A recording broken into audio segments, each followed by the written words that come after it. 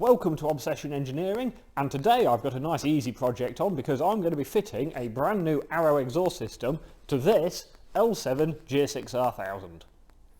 So this is the GSXR in question. It is my mate Tom's track bike, and it currently has the standard header pipes and everything with a Yoshimura end can. But he wants that little bit extra bling and a little bit extra performance, so we're going to be fitting a full Arrow system. So I'm hoping this will be a nice easy little job. The only couple of things that might be a little bit awkward are if the studs on the front of the engine are seized up, which they shouldn't be on a bike this new, or if the access behind the radiator is really tight and I have to take the radiator off, it's a little bit more work. And because it still has the standard collector and everything on it, it has a servo valve thing for a flapper which is buried under the seat somewhere. So I'm hoping that isn't too awkward to get to. So we're going to start by taking the bodywork off and seeing what access is like. The joys of good quality race bodywork is very easy to take apart. If this were a road bike, it would be taking considerably longer.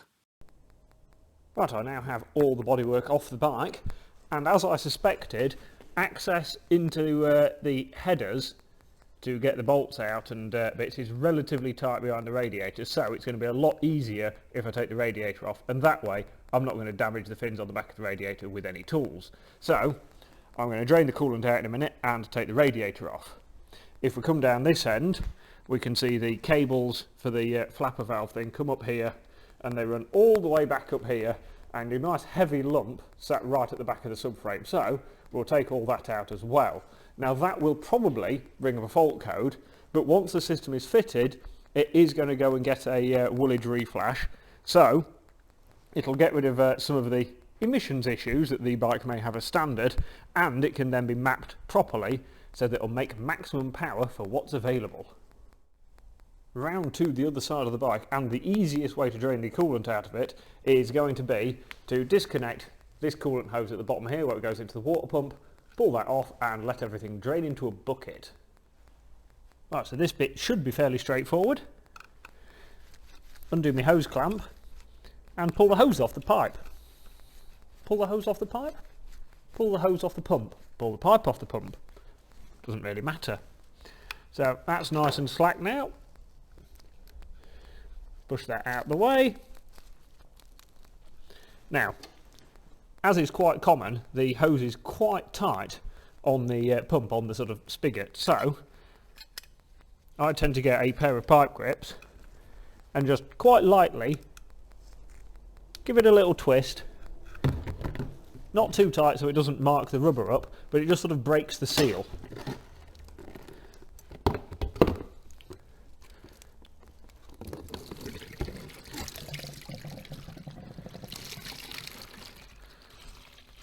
And then when we've got most of the coolant out, I'll just pop the radiator cap so every little bit will drain out. And we'll leave it dribbling for a minute. As well as the big drain pipe at the bottom, obviously I have a feeder here that was probably from the cylinder head, so I'll just get the pipe clip clamps, pull that clip back and pull that pipe off. And then around the other side, there is the big clamp there that I need to undo. But I don't need to undo this top one because that just feeds into the water bottle which is attached to the radiator anyway. So other than that, there'll be a couple of bolts that hold the radiator on up the top of there and down the bottom down here, and a couple of electrical connectors for the fans. So it's all fairly straightforward, and before you know it, we'll have the radiator off and loads of access into the exhaust headers. With the radiator off, I now have lovely easy access into the front of the header pipe, so undoing those is going to be nice and easy. And also we can see some extra bits. There is attached via this cable that goes to the sort of butterfly arrangement down here, there is also a flap in the front of here that goes to the balance pipe that does more emissions things, I suspect. So that luckily we don't have to take off separately to the rest of the exhaust. So that's fairly easy. Round to the other side though, we also have the Lambda probe here, so I'm just going to trace the wiring back, disconnect that, and we will have to take that one out of here and probably put it into our Arrow system. Right, so the wiring for the Lambda is pretty easy. It just pops up the back of here, behind this water pipe, and is buried in this little pocket down here. So I can get into there, pull the cover back a little bit, disconnect that, and that's another little bit out of the way. So with the Lambda disconnected down the other side, the exhaust flapper valve thing is the next thing to disconnect. So the easiest way I found to actually disconnect the cables from the motor was to take the bolt out of there, and then you can drop this down, gives you a load of slack in the cable, and then you can just pop the cables off, and I've just popped it back up there for safekeeping. For now I have actually left this connected, although I suspect it will still put up a fault code because it will know when this has no tension on it. Maybe. Oh well, that'll get sorted on the reflash. Right, what's next? I've decided, now that we're ready to unbolt the system, that I'm going to take the end can and the link pipe and the hanger off as one unit and get them out of the way, and then as I'm sort of wobbling everything else around, there's less chance of this getting damaged because it will be getting soldered on. So taking this off is fairly straightforward. I'm taking the hanger off complete with it, so I'm just going to undo the bolts of the hanger. I've actually already undone the clamp that goes around here, and hopefully it'll just slip off. So with the silencer now missing off it, all I really need to do is go back down this end, undo these bolts that hold the headers on, and hopefully the whole system will just slip off easily, if I'm really, really lucky. The header bolts came off nice and easily, and once I'd actually found the bolt underneath the bike, the whole system came off without any trouble.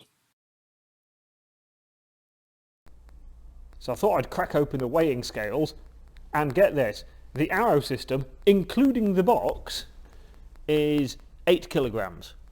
The standard exhaust system and the silencer weighs 10 kilograms. So the Arrow system, including its box, weighs less than the standard pipe. Pay more, get less. So this must be what everybody goes on about when they're unboxing things. So we have in here a big silencer. This is the sensible length silencer, not like the short BSB one. And then we have all of the pipe work. So what I'm going to do is I'm going to unpack it all, and I'm going to sort of dry build all the pipe together to make sure we've got all the right bits and that everything slips together nice and easily. So in one of the bags, what do we get? We get a carbon exhaust sleeve wrapper band hanger thingy, the actual hanger that goes to the subframe, a little pack with stickers, I think there's actually a yellow sticker in there as well, some Antifreeze compound, and then all the bits to actually fit the exhaust system. So these are the clamps that go on the cylinder head, these are the collars that go in the clamps, we've got the springs, a puller for the springs, and a selection of nuts and bolts and bits. So now I've unwrapped all the shiny bits of pipe.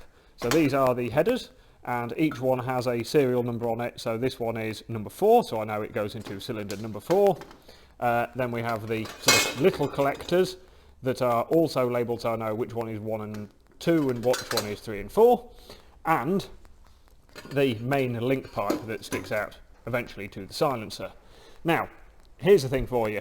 These and the centre section bit are made of stainless steel. And you might go, oh no, it's going to be really heavy. Well, okay, it is slightly heavier than titanium, but there is a technical advantage to having stainless steel. Firstly, stainless steel fatigues much slower than titanium, so your exhaust system will last considerably longer.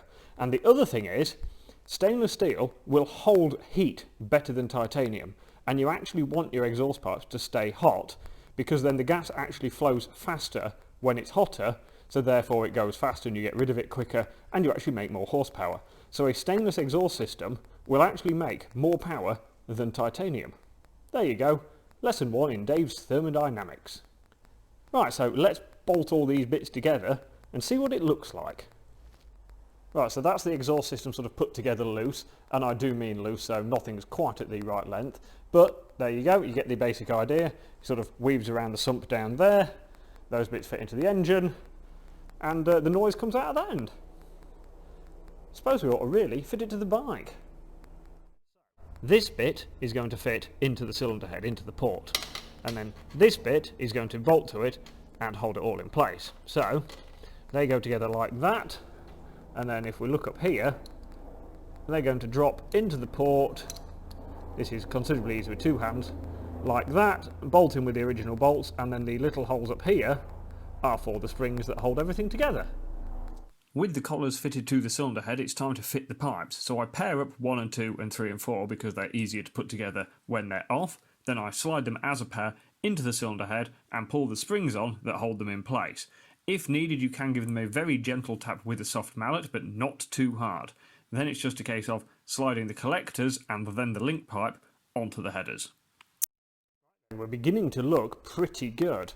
The headers are all fitted and they go down here and they disappear behind the engine over there, and then they come back out again and up here. I've just got to fit, well, the silencer, and I've got to actually tighten the bolt up that sits under here and holds everything together, but it's looking pretty good. Right, some of the exhaust springs are sometimes a little bit tight to pull on, but luckily, because Arrow give you a puller, it's not so bad. Never try pulling them with a pair of pliers, because the pliers will slip and you end up with bits of metal in your eye, and it's very unpleasant, I've heard. So, that is the safety tip for the day. Always use the correct tools. But that's all looking pretty good. The next thing to do is fit the silencer. So I have a silencer, and I have a piece of pipe. Let's see how well they fit together. Never tried doing this one-handed before. Turns out, you buy something of reasonable quality, and just with a little manipulation, that will slide straight in. Turns out you can fit an exhaust pipe one-handed. Well, I think that looks absolutely spiffing. All bolted up nicely. I am going to take the baffle out at the end though, because we're close to Cadwell Park and we don't need such things. So, pair of circlip pliers, pull that out and just give it a little wiggle, it'll pop out the hole. It's a good job I actually didn't remove the servo, because Arrow even supply this little piece of metal that bolts to the servo and actually tricks it into thinking the cables are still fitted. So I've attached that, and if we go down this side, I've attached the Lambda probe as well. So this bike is actually going to go and get a Woolich reflash, so it'll get rid of some of the stuff it doesn't need out of the ECU, but for now it has all the bits that it'll need to run normally. So with the pipework all fitted, it's time to put the radiator back on. Oh, what fun. Right, so my radiator is refitted. Getting the bolts in up there and under here, and especially because there's some under here like trapped behind the rad guard for the oil cooler, they are actually quite fiddly. The ones at the top, the bracket they bolt to actually moves, which doesn't help things. So what should have been 2 minutes to bolt a radiator back in was actually 15 minutes bolting a radiator back in, but that's a rant over for that. So what I'm going to do next is pop it on its side stand, because it still has that luxury, and fill the antifreeze up. It is easier to fill things up on a side stand because then the filler neck's actually at the top. Right, I've refilled with coolant. I have left the radiator cap off because the first time I fire it up it will suck a little bit down, I'm sure. So let's press the button and see if we can make some noise. Right, here we go.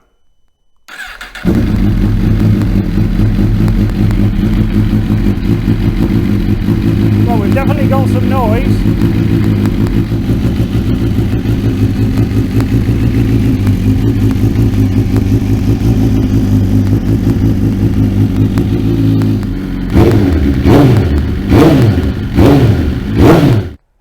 Right then, I've had that running for a couple of minutes to get everything nice and warm so I can then let it cool and check its water level. It's steaming nicely out of the pipe, so that's always happy. And I was holding it at a few RPM and it's coloured up the header pipes lovingly already. They look lovely. Happy days. Let it cool down, check the water level, put the bodywork back on it, and that'll do nicely. So the Arrow exhaust system is now fitted. It looks better, it sounds better, it's 5 kilograms lighter, it flows more gas, it makes more power, and especially once the ECU's been remapped it will be even better again. So it's really a win-win-win situation. This exhaust system retails at £1,400, and if you'd like one you can get in touch with me and I will sort you right out.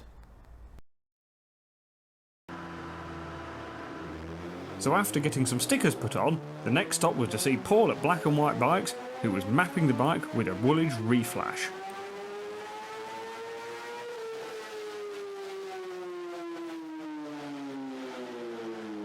So here's the figures. The green line is a completely standard 2020 GSXR 1000 and it makes 180 horsepower and 80.97 foot-pounds of torque. The blue line is Tom's bike with a full arrow system but no mapping changes and it makes 186.3 horsepower and 81.3 foot-pounds of torque.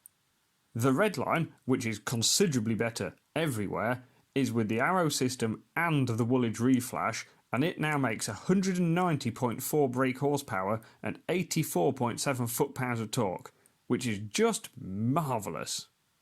Thank you to Paul at Black and White Bikes, and join me again next time for some more motorbike fun.